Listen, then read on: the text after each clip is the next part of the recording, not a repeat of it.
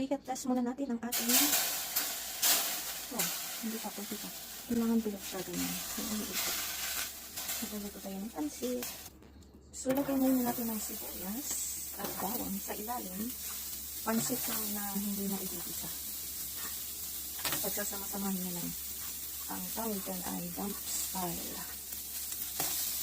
You can only do this with this magic cookware. Then, nalagyan natin yung noodles. Nalagyan natin ito. Nalagyan natin siya ng pantuan.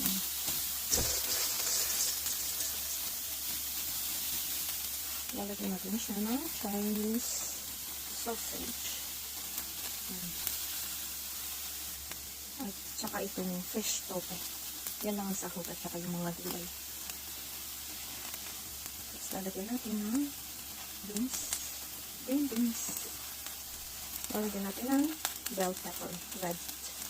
And carrots. Yan. Bell pepper and carrots.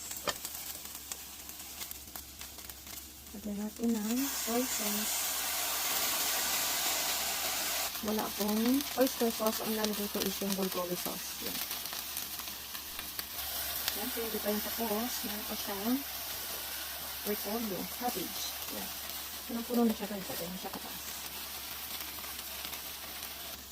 Yan, nalagyan natin siya ng isang box na chicken broth. Yan. Ganitong klase. So, yan yung pinaka-sabaw niya. So, we're cooking pancit without using water and cooking oil. And we put them all together at sabay-sabay na siyang maluluto. Wala nang gisa-gisa, walang halo-halo. There you go. So, ganyan siya guys kataas. So, lulutuin natin siya ng for 16 minutes. Okay? Kailangan cover na cover siya. 3 minutes na lang. So, after 16 minutes, ito na ang ating pansit. Let's see. Ayan, luto na siya guys. Haluin na lang natin.